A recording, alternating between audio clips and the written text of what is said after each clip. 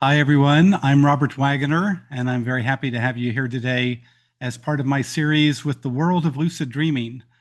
Today is August 7th, and normally the first week of each month, I'll have an hour of questions and answers regarding lucid dreaming or the ability to become consciously aware within the dream state. What I'm going to start out with is that there were some pre-sent questions to World of Lucid Dreaming, so I want to cover those, and I have them in a little PowerPoint so I don't forget. So here goes. So before I get to that, though, I did want to mention that I'd love for people to submit lucid dreams to our free online magazine called Lucid Dreaming Experience. If you go to luciddreamingmagazine.com, you can read the last issue and basically the last 10 years of issues. It's all for free. You don't even have to sign up if you don't want to. That's no problem. The only thing we rely on reader submitted articles and reader submitted lucid dreams. And so if you want to submit an interesting lucid dream or if you want to submit an article, we'd love for you to do that. Our next issue is going to be coming out in September of 2025. And so if you could submit a lucid dream here by August 25th or so, we'd really appreciate it. And I always like to hear what people are doing in their lucid dreams. You know, you might not find it the most incredible lucid dream, but I'll tell you, for our readers, sometimes if it's your first lucid dream ever, you might inspire someone to have their first lucid dream. So don't censor yourself too much. Just submit it and see where that goes. So here was one of the questions that was submitted to Jake at World of Lucid Dreaming. And someone wrote and asked, what is a lucid mindset? How do you develop it? And so a lucid mindset is something I brought up in my second book, Lucid Dreaming, Plain and Simple, which has all the tips and techniques that I use to go deeper and deeper into lucid dreaming and also to stabilize the lucid dream and explore it more deeply. But here's how kind of the evolution of the thought began on this. So I'd read about this guy, Paul Tholey, who was well known in Europe as a lucid dreamer and also a psychotherapist. And so back in the 1950s, Paul Tholey was a philosophy student at a German university. And one time the professor, one of the philosophy professors asked, how do you know you're not dreaming right now? How do you know all this around you isn't a dream? And so Paul Tholey thought about that and he decided to do something. About 10 times a day, he'd ask himself, am I dreaming right now? How do I know? And he'd look around, who knows, maybe he might have jumped up to see if he floated, something that would show that he was dreaming or not at that moment. So he'd do it about 10 times a day. So it's interesting when you read the report that he wrote up for the lucidity letter that used to be published by Jane Gockenbach, who was a lucid dream researcher.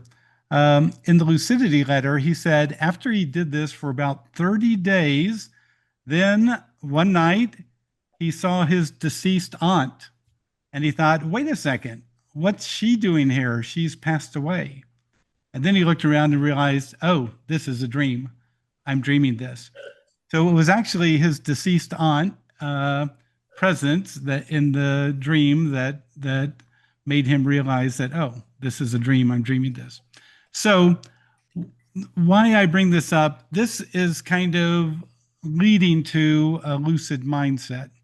So a lot of people call this reality checking. That 5 or 10 times a day you check, am I dreaming this? How do I know? And you might pull your finger and see if it grows.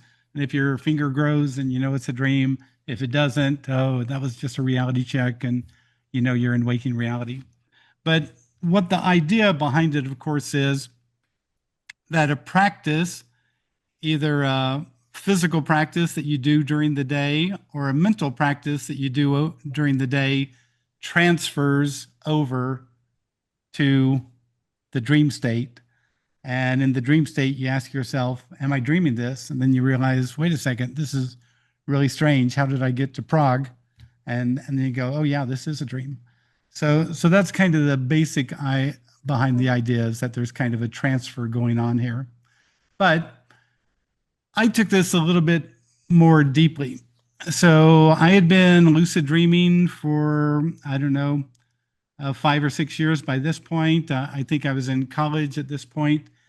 And I'd been reading the books by Jane Roberts that people call the Seth material. And in these books that are channeled, Seth would say that we create or co-create our own reality along with our inner self or our larger awareness. And so what I began to do was this. About 10 times a day, whenever anything strange happened or a little bit unusual, I would stop and I would ask myself, what beliefs, ideas, emotions, expectations do I have that brought this experience into my awareness? Basically, why am I seeing this? How does this connect to me?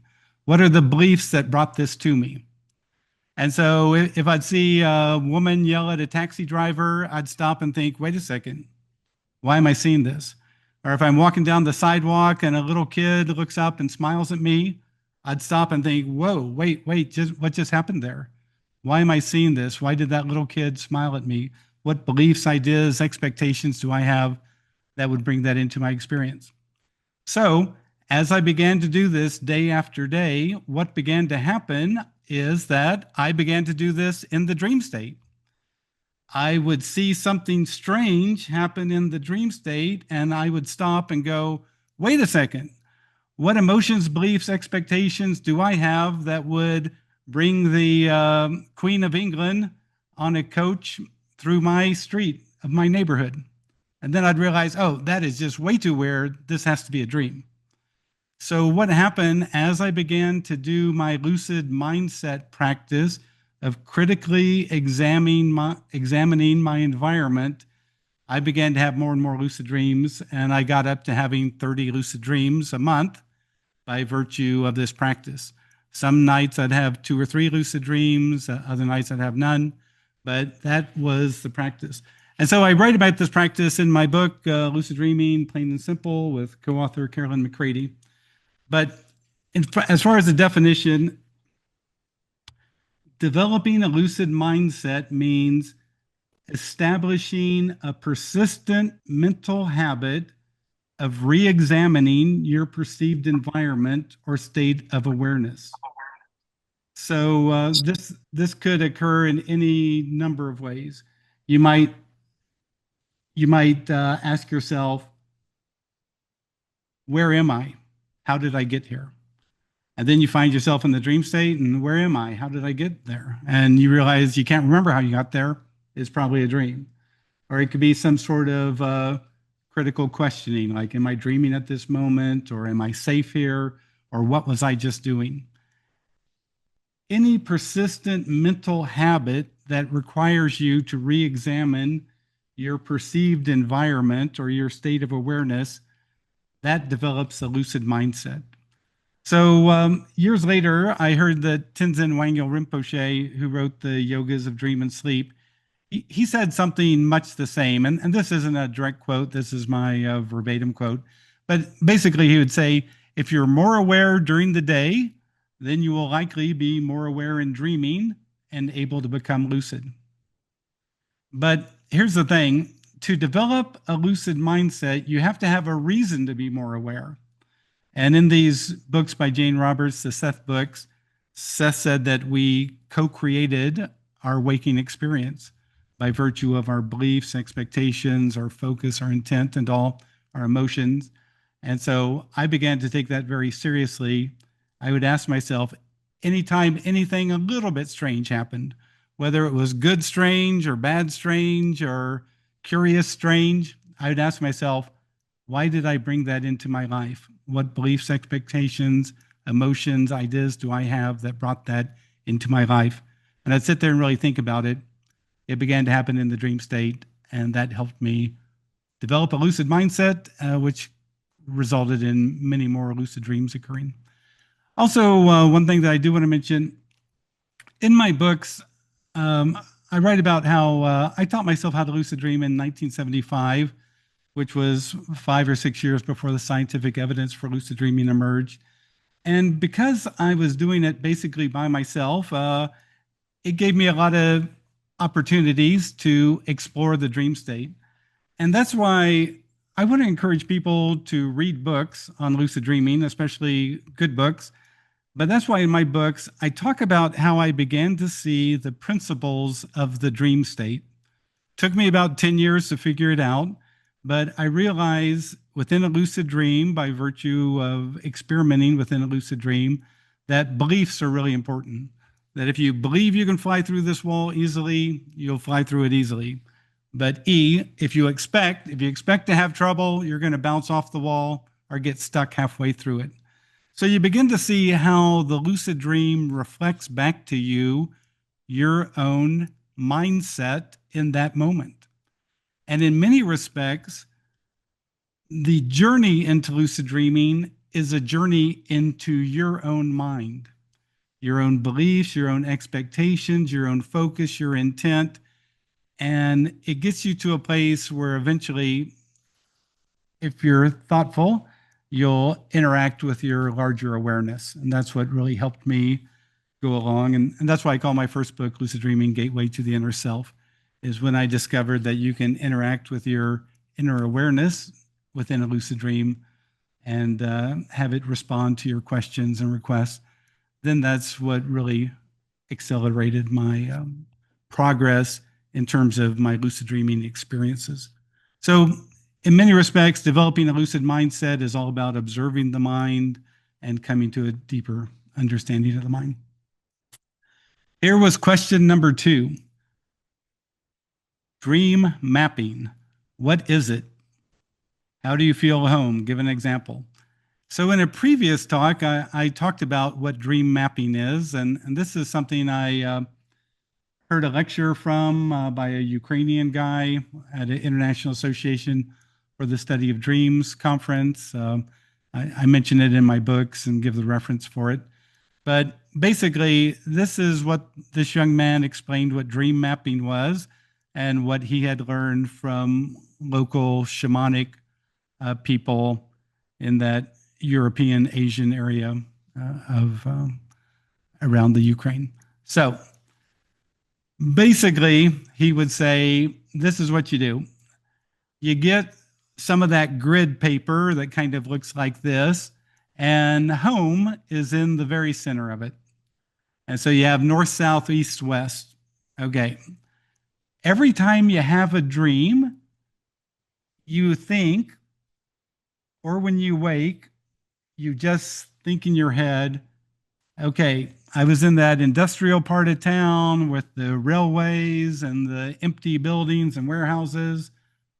Oh, I feel like home was to my northwest. So that puts me down here in the southeast. That's where the industrial area is. So you'd write out the dream and then you would map it that you're somewhere down here in the southeast quadrant of the dream map, because home is in the center and that's where you felt you were.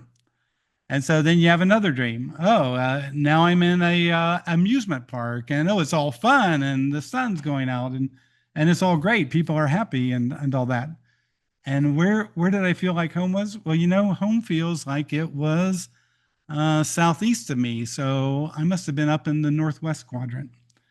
Anyway, you begin to do this with all your dreams, and it's just a guesstimate. There's no sign in the dream saying home is 5 miles this way or that way. It's just a feeling sense.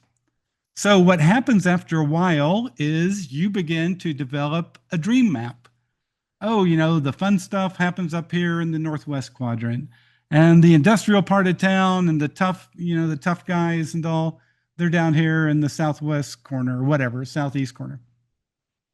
You begin to develop this dream map. But then here's what happens and how it becomes helpful for a lucid dreamer. you begin to get this process of examining the space you find yourself in. You critically examine it and you go, wait a second, railroad tracks, empty warehouses. Oh, yeah, this is the southwest corner. And oh, yeah, it was around that building in a previous dream that I encountered these guys. Wait a second, am I dreaming now? Oh, yeah, I'm dreaming now. So as you begin to develop this dream map upon waking, then it also infuses your dreaming mind such that you become lucidly aware when you revisit some of the same places. So that's the simple version. Then it gets deeper. So here's what happens in this particular case. In a shamanic view of the world, there's the middle realm, and then there's the upper zone and the lower zone. They might use different terms for it, but that's basically the idea. And what you begin to find in your dream mapping is portals to the upper zone or portals to the lower zone. And so you're in a dream, you're in the amusement park. Oh, there's that strange fun house. Oh gosh, the last time I went into there, I went to the upper zone. And now you know the fun house is a portal to the upper zone, and you go there and boom, you're lucidly aware in the upper zone or the lower zone. So you begin to see that certain places in your dream map have special significance, special things occur there. And so that's how you begin to explore the dream map even further. And again, of course, this is a shamanic view of things. So that is basically what dream mapping is. So what's the value? You begin to pay attention to where you are when you're dreaming. And after a while, you begin to remember, hey, wait a second, I was here last week in a dream. Oh, wait a second, this is a lucid dream right now. And that's how you use it to become lucidly aware. Then you can use it to find things like portals or wormholes. You can use it to expand the dimensionality of lucid dreaming. Not only is there the dimension of that space, but then there's also ways to expand that space and go to other dimensions. So that's what dream mapping is all about. Again, some of these practices take time and they take a certain amount of discipline and dedication. Home is where you feel it to be. And after a while, you begin to have that kind of felt sense. I'm one of those people who just almost invariably know which way is north. Even in the dream state, I know which way seems to be north. And so it's dream mapping is probably great for some people. Maybe for some other people, it wouldn't be so great. So now we're going to open it up for questions. And I see we have some questions and comments in the chat. So I'll go to those and here we go. If you want to ask a question, I'm going to stop sharing. And again, if you want to ask a question, you can always raise your hand. So David writes, hi, Robert. I think memory has to be addressed in regard to any lucid dream, near-death experience, astral, or even physical conscious experience. When you experience your non-dual experience, okay, I expect that you carried this with you for some time, but did it fade from memory, perhaps to the subconscious? The answer is no. I can call it up quite easily.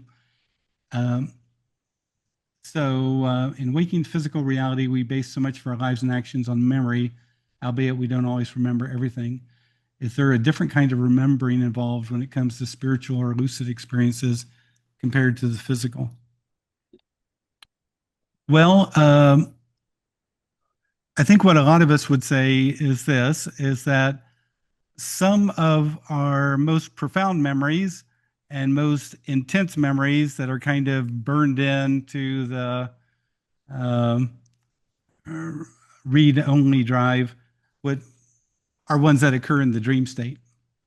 But with that said, with many decades of experience and stuff, sometimes I'll recall a lucid dream, and then I'll go back into my dream journals and find that same lucid dream and realize that I've actually contaminated that lucid dream with another lucid dream and kind of intermingled them to create the new lucid dream, which is the remembered lucid dream.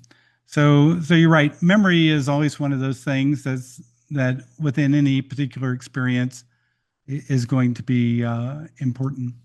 Um, in my books, in my first book, I talk about how I had these experiences of beginning to wonder if there was a real reality. I saw that dreams, lucid dreams, waking was connected to our own beliefs, expectation, focus, and intent.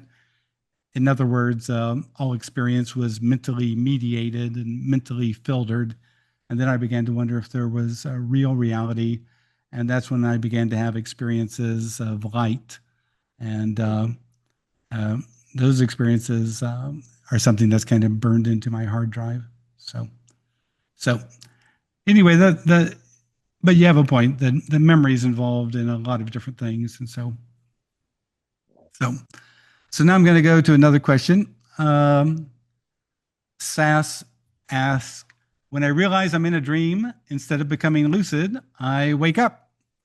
How can I get past this? And so in my books and in my courses and here today, I'll tell you that what often happens is that people, when they become lucid, they get so excited that they wake themselves up. Or that has happened a number of times, and now they have adopted a belief that lucid dreams are short. They only last 5 seconds, and boom, they're gone. And so then you're working against yourself. If you've come to believe that, then the lucid dream reflects your mind. If you believe that's going to be the case, then your belief gets expressed. And so how do you get around that? You begin to change your beliefs. You can read a magazine like the Lucid Dreaming Experience and go, wait a second, everybody else is having these lucid dreams that look like they go on for 2, 3, 4, or 5 minutes at least. And here's a guy who said he had a lucid dream that went on for 20 minutes. If they can do that, then I can too. There's nothing naturally and inherently within the lucid dream state that means that it has to last only a few seconds. So it's a function of changing your beliefs, changing your thoughts. Then the other thing that I always teach in my classes, the first thing I do when I become lucidly aware, if I have any sense of being way too excited or really excited, I tell myself, calm down. Because almost any thought you think or any statement you vocalize like that would be immediately expressed in the lucid dream. So if you tell yourself, calm down, then you're reducing that sense of exhilaration that'll make you wake up. Or, for example, if I see someone exciting, like there's a knock at the door, I go open up the door, and there's Tom Cruise who's delivering my pizza. And I go, wait a second, what's Tom Cruise doing delivering pizza? This has to be a dream. But if I'm still too excited because, oh, here's this famous actor, Tom Cruise there, then I'll look at my hands, I'll look at the floor, I'll look at something boring, and that'll reduce my level of exhilaration and keep me from waking up. But that's what you have to learn to do. As soon as you become lucidly aware, you have to think immediately, calm down, stay calm, chill out, whatever it is, and that'll help you have longer lucid dreams. The other things I suggest, so it's a 3-part process. First, you reduce your emotions, you enhance your awareness, and then you maintain your focus so you don't return to regular dreaming. So after you calm down, I'd suggest that you enhance your awareness, you rub your hands together. Even though they're dream hands, they'll give you that kinesthetic sense of being there in the dream. It makes the dream more stable. You can always touch a nearby wall or something that kind of grounds you in that space or centers you in that space. And so you can also shout out greater awareness now or more clarity now. Oftentimes that makes the lights go up when I do that in a lucid dream. So first you reduce your emotions, then you enhance your awareness, then you maintain your focus. Every 15 or 30 seconds, remind yourself, this is a dream, I'm dreaming this. And the reason I say that is as you begin to go around and explore, you'll get so amazed and entranced by things that you'll return to regular dreaming. So, anyway, that's what you got to work with. But the first thing you got to do, read a bunch of lucid dreams, see what other people do. They don't get excited, they don't pop out, they hang in there.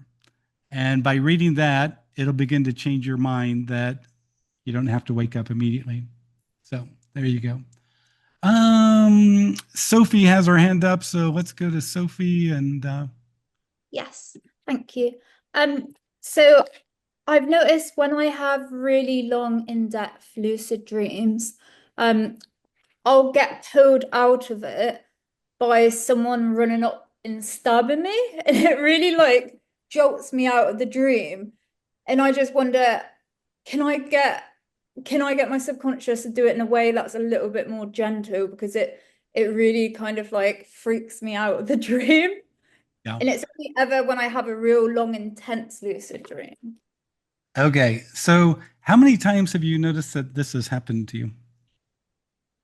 Easily about 10 times. It's either when like I'm really, really enjoying it, and it's often when I'm reading. Like I'll say, okay, I want to go to a library and I'll put books in and I'll sit there and I'm reading. And I'm like, oh, this is heaven.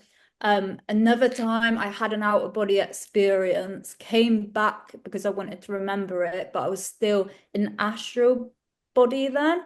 I went from being just like nothing to astral body. So I like kind of went off my bed, crawled into the front room, and then two people came in and stabbed me again. So I was like, no. Okay. So, I want to ask you. Just to express to everyone what my view is. This is your dream. So this is my view of your dream. You're the dreamer and the experiencer. So you can keep your own opinion. But where are you being stabbed? In the front or the back? In the front. It's usually here. Okay. Okay. So what part of your body is that? Is that the heart or what would you say? Just like under the rib cage. Yeah, yeah. Okay, well, interesting. So here's one thing that I would say. I would start to examine all the instances where this happened, especially if I could open up my dream journal and start to really read, okay, what happened here? And then I would start to put two and two together because it sounds like whenever I'm feeling super good and enjoying and full of pleasure, the bad people show up and stab Yeah, me. yeah, So exactly. these two things are connected. These two things are not random crap happening. These two things are connected.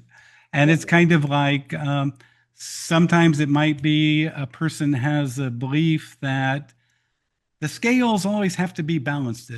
If there is good, there has to be evil. So yeah, whenever I'm in this good place, oh, then the evil thing has to happen. yeah. That That's is not the case. But if you have that belief, it's going to manifest. And do you think you have that belief, Sophie? 100%. 100%. Okay, we have a winner.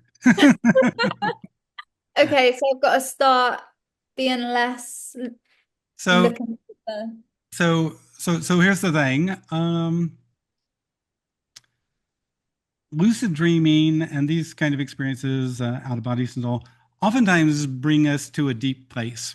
yeah, And for me, every lucid dream and every out of body is fundamentally at the base of it educational.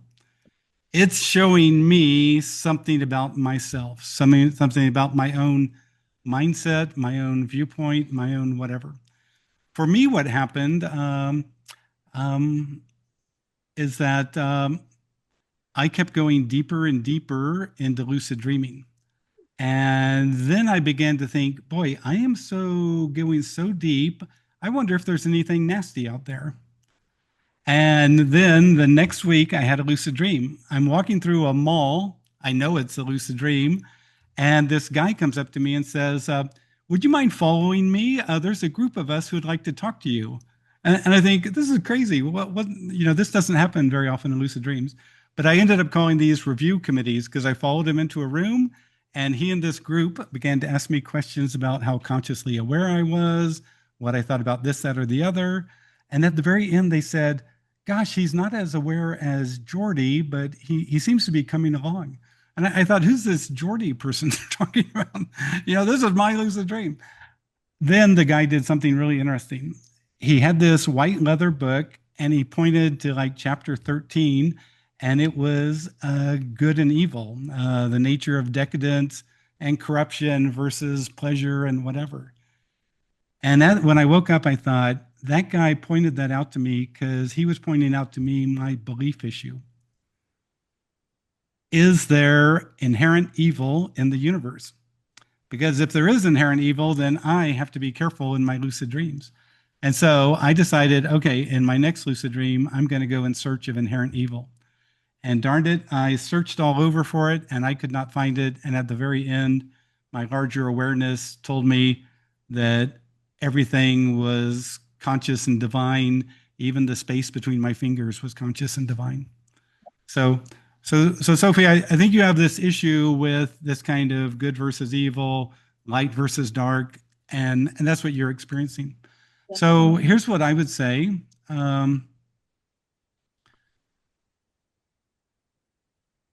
It helps to explore this in your own mind. Okay. And really look in and see if that's fundamentally the case. Is that fundamentally true? Because then that would suggest that a good and evil entity created all of this, created reality. All of creation was created by a good and evil entity, that it was inherent there in the get-go. So I'm not saying that there's not nasty people in the world or anything like that. I'm saying, but I'm saying that's created by virtue of people's greed and lust and all that kind of stuff. But it's not baked into the cake. It's not part of the inherent. So that's what I would say. If you could investigate this, that would be really important. I'll tell you what my co-author here, Caroline McCready, did. She knew about my practice of interacting with the awareness behind the dream. So she became lucidly aware and she shouted out, show me my greatest fear. And right in front of her suddenly appeared, death, the guy with the hood and the scythe and all. And she got so freaked out that she immediately woke up. And then as she turned over in bed, there was death laying next to her in bed. It was a false awakening. And then she woke up for good. But she realized that, wait a second, she did really have a fear of death. And so she began to read books on death and the death experience and, coming to terms with death. And 30 days later, after reading this book, she decided to have another lucid dream. She became lucid and she said, now let me see my greatest fear. And who appears? Death. Death appears again. And this time she realized that death was a fundamental need of this living system we're in. We can't have things live to be 20,000 years old because then it doesn't make any room for all the rest of us. And so she totally accepted death. And basically she accepted death from her heart and gave it a hug. And she said there was this brilliant explosion of light. And she said when she woke up, she no longer had a fear of death. So you're kind of in the same thing. Oh, if I get to be in too good of a space, that's when the bad thing happens.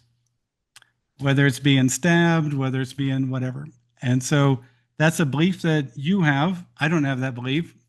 But as long as you have that belief, you're going to experience it. Yeah. Does that make sense? Yeah. Thank you. Oh, well, thanks, Sophia. Oh, and congratulations on being such a wonderful lucid dreamer. That's great to get to that point where you begin to have those kind of experiences. Yeah, that's cool. The other thing that I tell people in my books, when it comes to dream figures, if I ever become lucid and there's a mean, nasty, angry dream figure, first I'll ask it, who are you? I want to understand who it is. What am I dealing with here? Is it a fear of success, or is it a fear of failure? Is it this or that? So oftentimes I'll ask it, who are you? Or what do you want? And then oftentimes I'll get to know that much. And then normally what I do is I'll send an angry, nasty dream figure what it needs. So if it's full of hate, I'll send it love. If it's full of anger, I'll send it peace. If it's full of neediness, I'll send it everything I can. to resolve the neediness. And then here's what happens. Normally, as I send that to them, then they'll shrink down. They might become a child. And if I totally send it to them, then they'll burst into light, and the light will come into me because I was the projector of the mental energy to begin with. And now that's why it's returning to me. So I think you get what I'm saying here, but that is so cool. I've never heard anyone having that experience before. So congratulations, you're on your way to greater self-knowledge. Well, thank you. Okay, we're going to go up here. Alex says that he has questions about false awakening. So Alex, you're going to have to raise your hand or type out exactly what your question is about false awakening. Can you unmute me, please? Yep, you're unmuted now. So, all right, here you go. Okay, now I've sent you an ask unmute, so now you can unmute. Yeah, thank you. I have like little bit tricky question. It's referred to Carlos Castaneda books. Actually, what he asked, if you go to lucid dreaming, then you go to sleep inside lucid dreaming to the second level, and then you again have lucid dream, and then you back has false awakening to the dream. How you think about this? It's just multiple level of dream inside dream, or you're just switching from one dream to another dream? Please give your thought about this. Right. So it's been a long time since I've read the Castaneda books, but I did read them, or most all of them.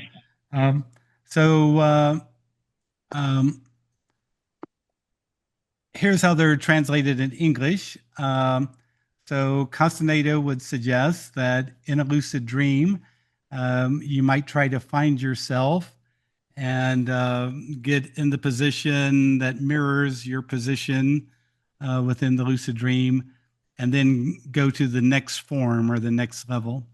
And so that's one thing that comes to mind. So a person can definitely do that, or just when you become lucidly aware, you can stop in the lucid dream and fall asleep, and hopefully become lucidly aware in another dream, which normally I would call second level lucid dreaming. So it's a little bit of a different thing, because as you go to different levels, you get further away from the personality that you consider Alex.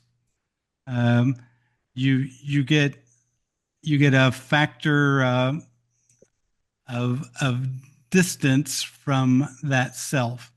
And so that's why I've never gone more than 3. And I want to encourage anyone to really dabble in this area. But that's been my experience with it. And what do you have to say? Oh, thank you. This is what I want to hear. It's you call it levels. You don't think that you jump from one dream to another dream. You're just going to deeper and deeper in level. That's how I've always considered it. But again, think of everything that makes up you. And as you go to these different levels, you get further away from all those things that you think of as you. So it's a little bit of a tricky experience that you want to get into. I'll share something from this book. Again, it was my co-author, Caroline McCready. Once she became lucidly aware, and she shouted out something like, "Now let all the aspects of myself be perfectly aligned." So basically, she asked for everything to, all of the issues of herself that now, because they were perfectly aligned, they would all disappear. But suddenly, when she asked for that to happen, suddenly the non-visible voice said, "You don't want for that to occur, because if you become perfectly aligned, you'll lose all sense of the self that you are." So again, you have to realize that sometimes in these experiences, you're kind of playing with different configurations of the self. And so I would take it slowly, and I would reread Castaneda 3 or 4 times to be sure you understood what it was that you're trying to experience. Thank you very much. Okay. So Bruce asked, do you keep metrics or have you developed a database of your dreams? When I first got started, so I was in a university psychology course that was really behavioral. So this was back in the late 70s. And so, yes, I would keep track of how many lucid dreams I'd have a month. And sometimes I'd get upset with myself for not having the trend increase. And then that night I'd have a lucid dream. So it was kind of a motivational thing. I did it as a motivational thing. Do you keep your current dream journal or on your computer or in the paper journal? I'm a paper person. That's how I started out. Some people transcribe it into they vocalize it into an app that'll transcribe it, and then they'll keep an electronic journal. But I do a paper journal. So then Michael goes, he has a serious question. Do you have an objection with people using lucid dreams to fulfill immoral fantasies? Okay, so here's what I would say. I taught myself how to lucid dream in 1975. There weren't really any teachers. The scientific evidence didn't appear. So I pretty much did whatever I wanted to do in a lucid dream. And after I had sex for the first time in waking reality, then I realized, oh gosh, you can actually do this in lucid dreaming too. And it's basically as fun. But here's what happened. As I went on and did it and did it, then I realized, you know what? Boy, I've done this 100 times, and, is it going to get any better? No. Is it going to get any worse? No, not really. Why am I doing this? Oh, yeah, I guess, it's kind of becoming a waste of time. I'm not exploring. I'm not growing as a person. I'm not going deeper. And so I just gave it up naturally. So whatever it is that you're exploring, I would say do it until you're done, and hopefully you'll learn and grow something, and learn about yourself as a result, and then you'll be done with it and go on to greater growth. So that's my serious response. So Ken asked, thanks for your work. It's helped me a lot. Then he says, a few weeks ago, I heard a loud, clear voice speak to me in my dream. It was a bit startling and very interesting. Who or what do you personally believe this is? Thank you. Okay, Ken, this is your experience and not mine. I have noticed this, that oftentimes in a lucid dream, when I become lucidly aware, ignore the dream figures, ignore the dream setting, and just ask a question of my larger awareness or my unconscious mind. Oftentimes it will boom out a response. And so it's like that level of the self has a lot of energy, and so it just booms out a response. That's normally my experience. But when I think about the entirety of my dream life, I've been waking up from a dream and heard my deceased brother David tell me something, and later it turned out to be very important. But I knew that was when I was waking up and heard that voice. I knew that was my deceased brother, David. So again, there's various voices. If it was a loud, clear voice, I would say there's probably an 80% chance it was your inner awareness, but there's a 20% chance it was something else. And again, this becomes complicated because people are so unique and have their own complicated psychology and all. Okay. And he goes, and Ken writes, I didn't ask a question in that lucid dream. It just happened out of the blue. And right, that happens. I remember one time I was in a regular dream. I'm canoeing down a river, and now I'm coming to an island within the river, and I can either go to the right, and I see there's some rapids on the right that I'd have to go through in my canoe, but on the left, it's really shallow and there's riffles. And suddenly a voice high above me boomed out a comment. It said, you can either go to the right or to the left. The choice is yours. And I thought, oh, how interesting is that? And so I went down the left and went down all these riffles, for a long way, and finally got beyond the island and kept going. But what happened in waking life after that, I developed a cold, and this cold went on for like 2 weeks. It was really, it didn't stop me dead in my tracks, but it just was kind of like riffles. It was kind of like a bothersome thing that you couldn't wait to get beyond. I think if I'd taken the other path, I would have had some expression of that energy, maybe a headache, an intense headache someday, and then I would have gotten through it. But the strange thing was, I don't think I was lucidly aware there, but the voice gave me the commentary of what I could do on the river of life and all. So again, it is kind of interesting that it does happen out of the views. Seed of Life writes, the only dreams I recall, even dreams from years ago, are ones I wrote in my dream journal upon waking. Otherwise, I can't remember them. What do you think about this? Well, I think about the process of writing them down helps you remember them years later. And so that's, I've found that true in my case, that writing them down helps me rethink about them. Then I can remember them more easily. And then I might find myself in a dream and, oh, wait a second, I saw that dream character 2 weeks ago because I wrote about it in my dream journal. Oh, wait, I'm dreaming now. And so that's the beautiful thing about keeping a dream journal. Oftentimes it helped me become lucidly aware. So that's what I think about it. I think you can remember more dreams if you want to, but by writing them down, it helps your memory process. We're going to go to Sierra here. I just wanted to share a dream where I had my first response from the inner awareness.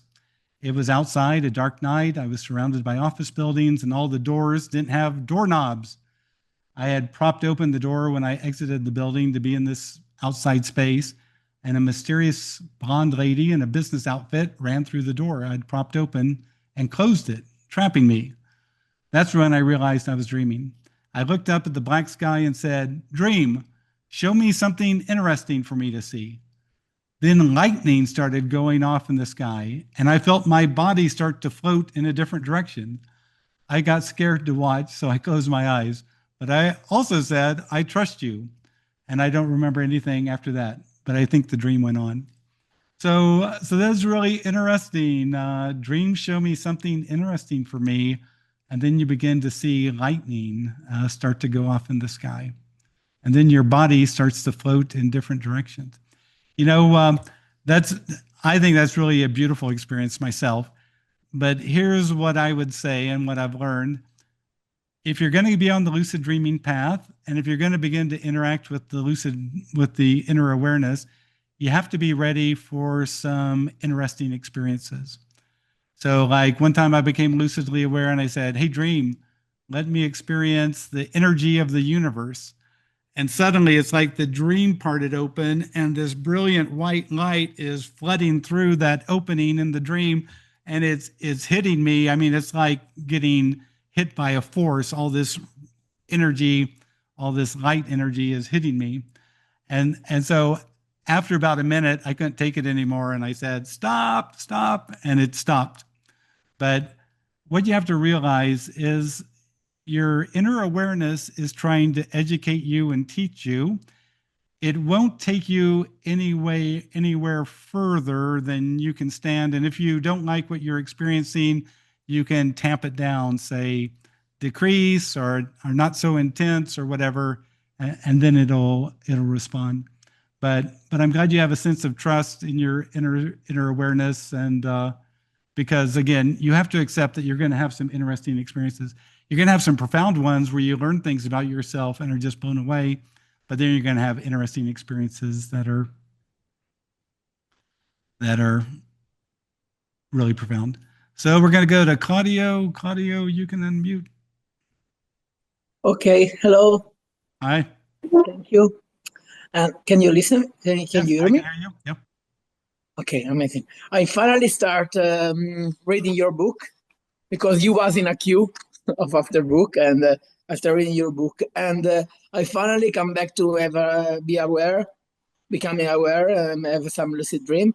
Do you remember that I was telling you that there was 1 month and a half without Right. after a big dream that was really strong for me. But I want to ask you if there are some way to. I read about incubate dreams, and every day before I go to sleep, every night, I go to fix my intent of writing on. But there are some way to make it more functional. I don't know, because about record dreaming, I'm really improving and details in clarity. But about try to go where I want to go. No, I can't dream what I want to dream. I can't incubate. I try to write to follow some instruction of other writers about dreaming, but didn't work. Nothing worked. There are some tips, and you can tell me.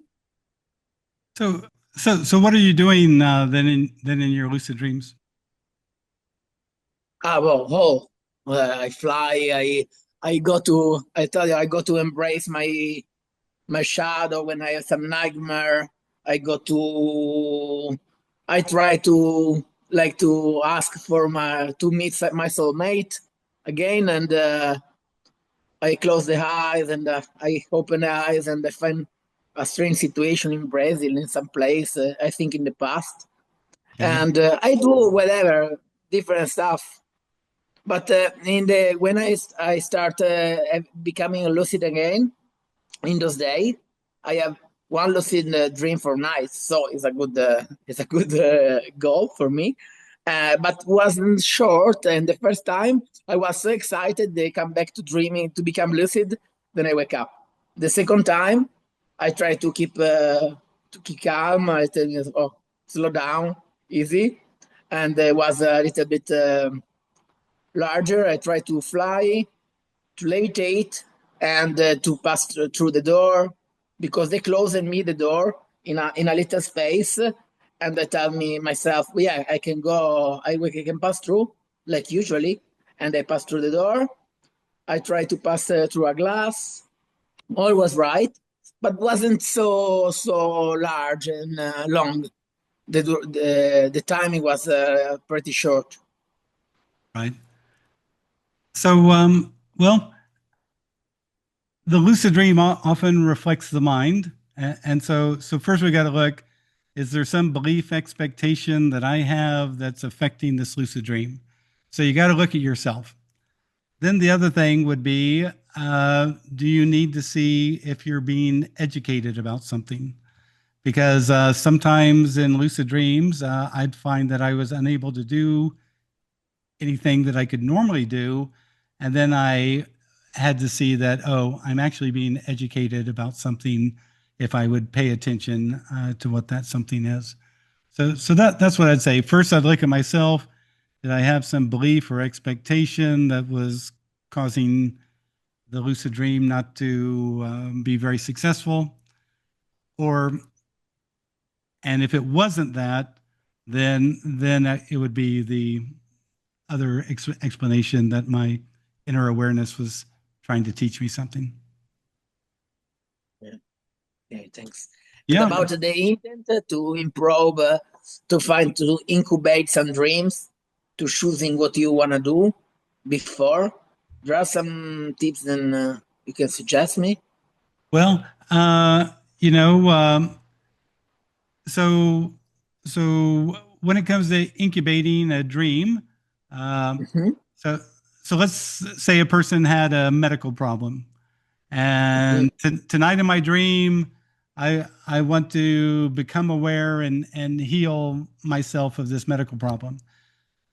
A lot of times when people do that, suddenly they find themselves in a dream in a hospital, or they're in a doctor's room.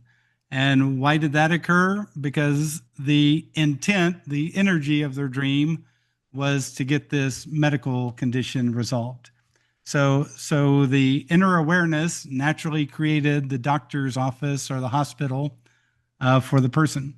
So a lot of times when it comes to incubating, it's about the energy of the intent. if it's just something that happened, that you thought about 5 seconds ago and, oh, I'm going to incubate this, there might not be very much energy behind it. But if it's something that really matters to you, that I want to meet my first pet, and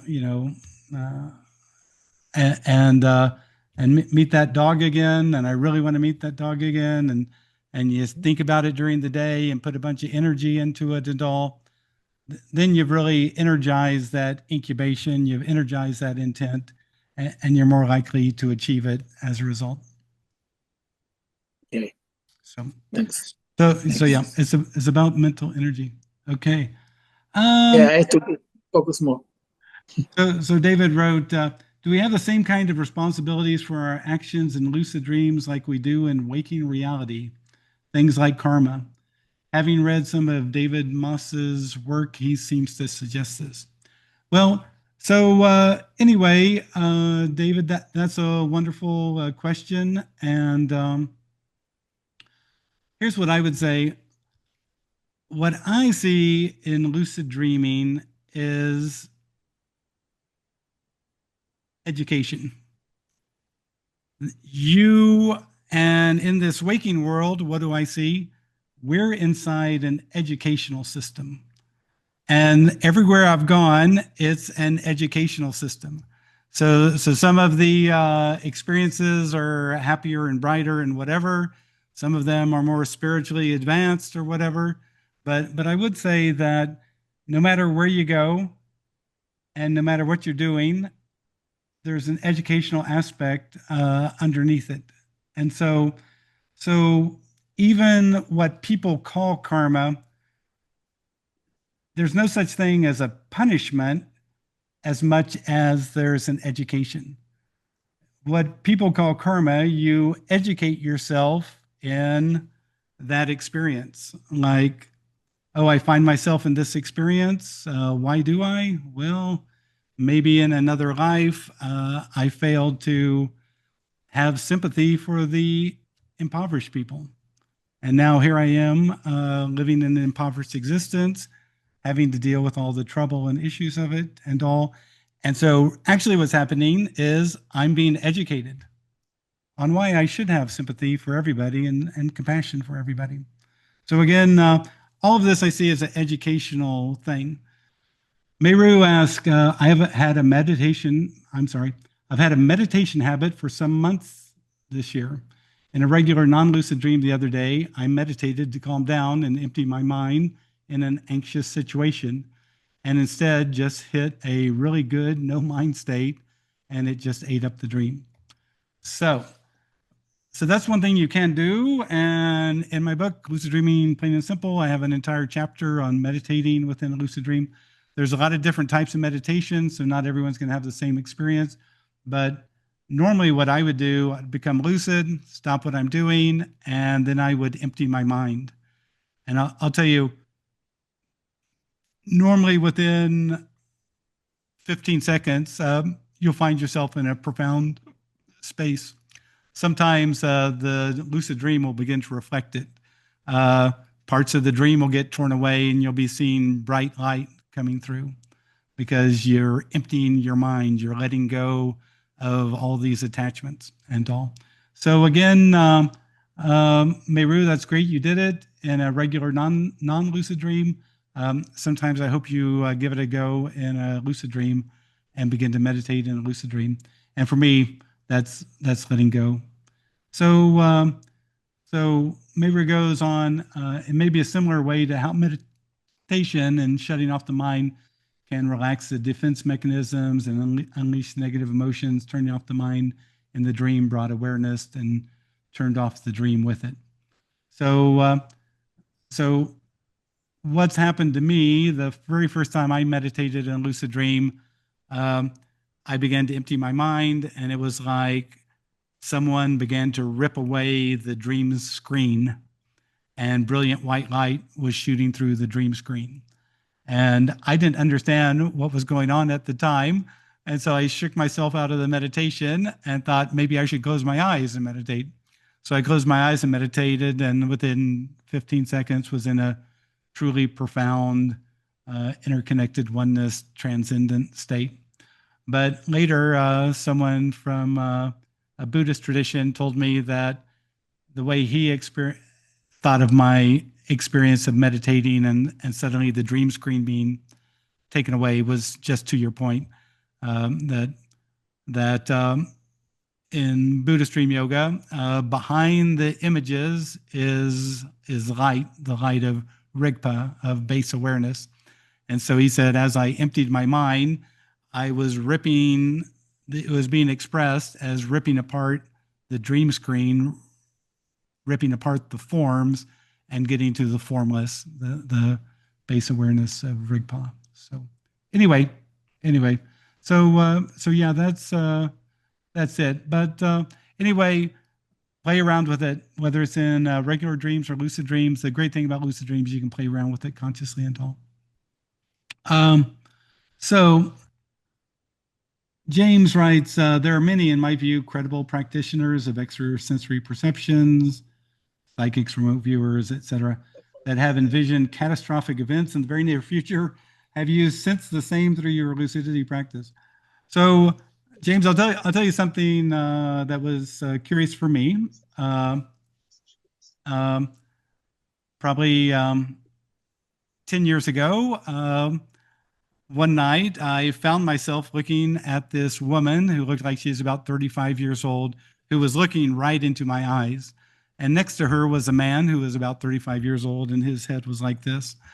And she looks at me and she says, I want you to know that about 100 years to you is only 1 year to me.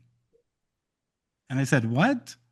And she said, I want you to understand that about 100 years to you is 1 year to me. And at that moment, I realized this woman is telling me that she's 3,500 years old in my time framework. And I go, okay, I got that. And then she said, I want you to understand that ancient spiritual knowledge is returning to your system. And I said, what? And she said, I want you to understand that ancient spiritual knowledge is returning to your system. And I said, okay, got it. And I woke up. So this couple has returned a few times since then. And again, you have to realize they're on a different time sequence. But basically, they showed me some things that I assume are going to occur. Everything's probable until it occurs. But normally the way that I see things that are very likely to occur now, I see them on railroad tracks.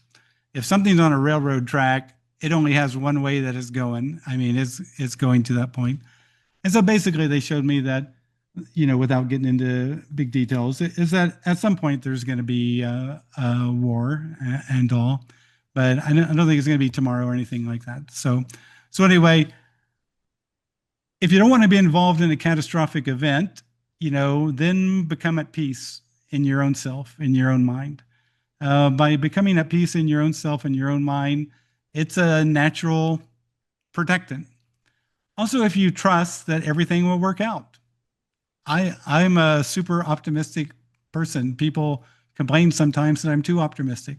I just trust that somehow things are going to work out. And so I trust that things are going to work out. So I don't go crazy negative about the political things, even though there's some political things that I prefer other than others. I don't go, crazy negative on all of society, the environment, and all that kind of stuff. I trust that things will work out. With that said, I did have an interesting experience last night and found myself in a gray space. There's no symbols, no anything, and a voice told me, and I don't really think of it as my larger awareness, but the voice said, the price of oil will move to $140 a barrel. And I thought, wow. And when I woke up in the morning, I thought, what would cause the price of oil to move to $140 a barrel? Well, you can think of, there's a country that got bombed a month or so ago. They might do something that would make the price of oil go to 140. I don't think it's going to be a long-term anything. I think it's just one of those short spikes where something interesting might happen in the world that would have that happen. But again, throughout history, catastrophic stuff has happened. Spanish flu, catastrophic, killed millions of people. World War I. Hey, my grandfather was in World War I. You know, he dealt with mustard gas and all that kind of stuff. Catastrophic stuff happened. World War II, my dad was in World War II. He was a B-29 pilot. Catastrophic stuff. So again, I just think all of us generations, we have our things to deal with. The important thing is to kind of maintain the quality of our mind, of our thoughts, and then we'll do better. Finally, I'm going to end with this one. C to Life writes, did you write about the dream screen in one of your books? So in my first book, Lucid Dreaming, Gateway to the Inner Self, you'll see that in a few dreams. I have a chapter on mutual lucid dreams, and in one, my friend Ed Kellogg walks through the dream bubble into my dream. I was calling for him to come visit me. I didn't want to find him. I wanted him to visit me. And so he comes into my dream, but it's like it's a bubble that opens up and he walks into. So anyway, yeah, you can find that in my first book. But again, I want to thank everybody. You know, lucid dreaming is incredible. And dreams in and of themselves are incredibly fantastic. It helps us to integrate ourselves, integrate our conscious and unconscious mind. And so so altogether, it's really worth pursuing, whether you're lucid or non-lucid. So honor your dreams, no matter what they are. So anyway, thank you so much. I'll hope to see everybody here in another month. And in the meantime, if you would be so kind as to submit one of your recent lucid dreams or an interesting lucid dreams to our online magazine, Lucid Dreaming Experience, we'd appreciate it, because our next issue is coming out here in September, and your lucid dream might inspire somebody. So thanks everyone. All the best to you, and we'll see you next time. In the meantime, if you do want to ask another question, you can go to one of my websites and submit something. Thanks.